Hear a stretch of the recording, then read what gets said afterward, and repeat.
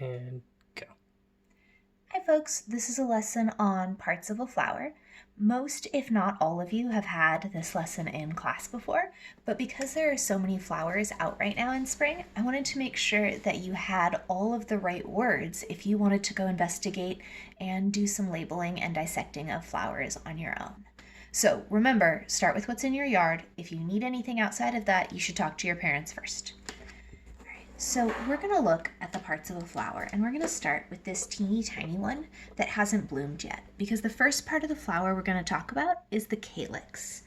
The calyx, which is written like this, is these little bits that fold up and protect the flower before it's ready to open.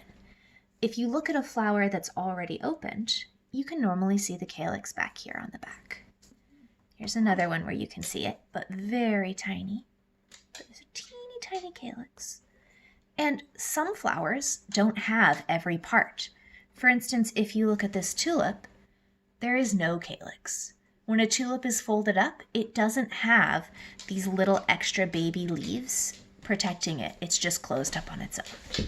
So if you find a flower and you can't find a calyx, you're doing okay. It doesn't mean that you've found a crazy mutant. It just means that's the way the flower is. Not every flower has a calyx. The job of the calyx is to close up over the flower while it's still developing and keep it safe until it's ready to open up. Let's look at the next part. The next part is the corolla. The corolla means all of the petals together. Corolla comes from the same root word as corona, which does not mean anything to do with the virus. It just means crown. So the corolla is like a crown that decorates this flower. When you say this is a petal, you are still correct. The corolla is made out of petals. So if we look at the tulip, it has 6 petals on its corolla.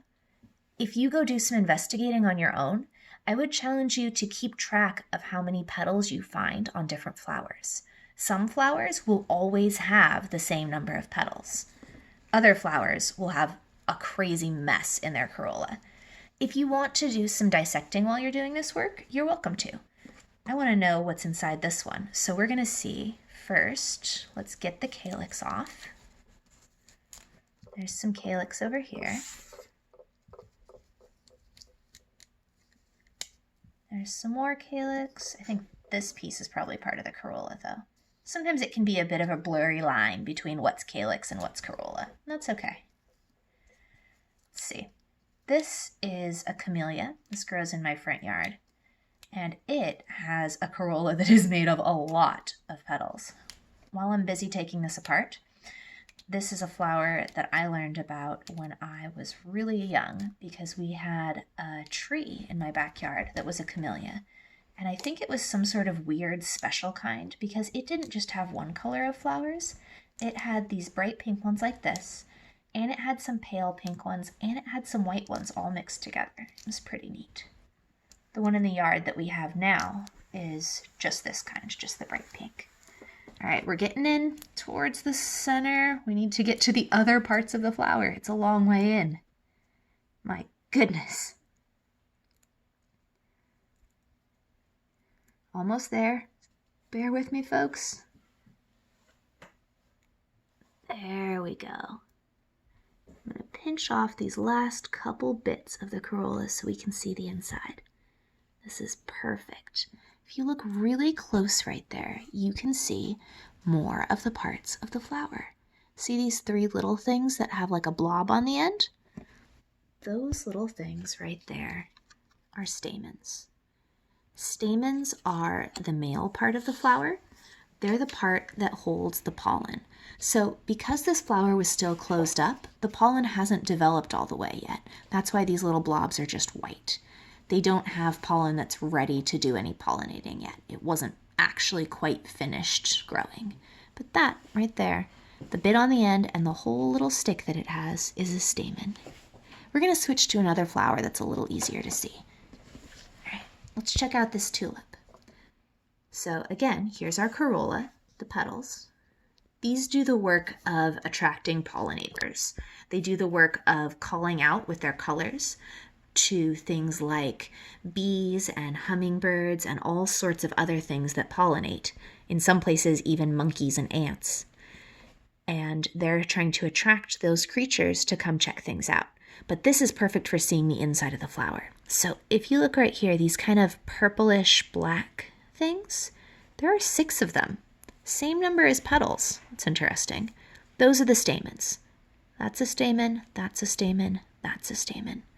I'm going to pinch this one off so you can see it because there's one place where the pollen is ready.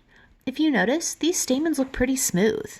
I can't see any little powdery pollen bits on them, except right here.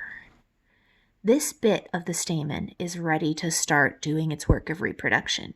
You can see that little fluffy pollen stuff there.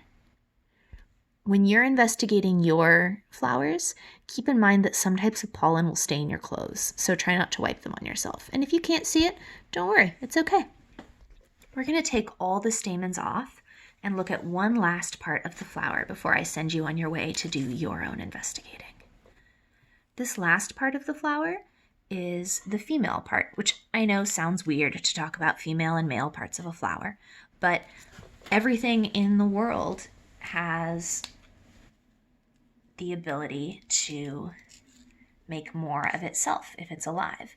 And how plants make more of themselves is by reproducing by making seeds. And so they need a female and a male part.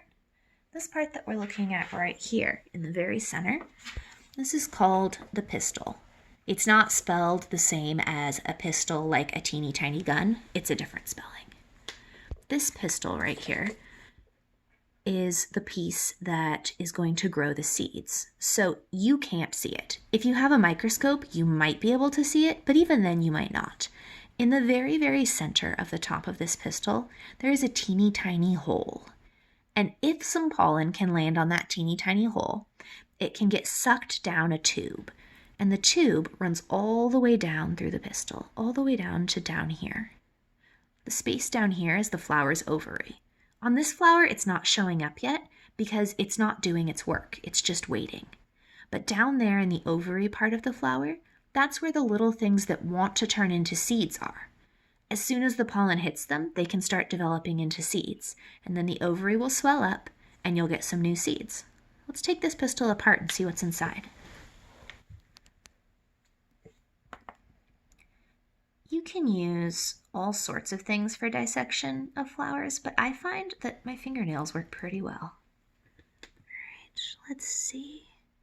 If you look at this one, there are no little seeds in there yet. Nothing had started to develop. This flower didn't get a chance to finish doing its work of making seeds, of reproducing, before I picked it. But I used it for science, so I'm going to be okay with that. When you investigate your flowers, especially if you see this place at the bottom of the pistil is already started to swell up, you might find little teeny specks in there that are the beginning of seeds. Esri says hi.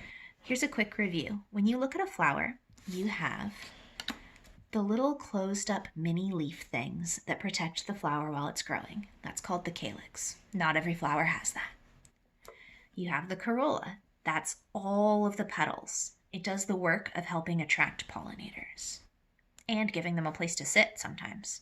As far as I know, every flower has a corolla, but there could be something I don't know about out there. As we keep moving further inward, we get to the stamens. The stamens are the part of the flower whose job it is to hold the pollen. They're the male part of the flower. And the pistil is the female part of the flower. It's the part that holds the beginnings of seeds, and it's where the seeds will develop. Some flowers have stamens and pistils. Some flowers only have stamens, and some flowers only have pistils. If a flower grows and it only has a pistil, then somewhere nearby there has to be another flower of the same type that has stamens. Otherwise, that plant can't reproduce. That might be something you want to look into. What types of plants have separate plants that have the female part and the male part? Most plants have both together, but not all of them. Go see what you can find, do some investigating, and have a good day.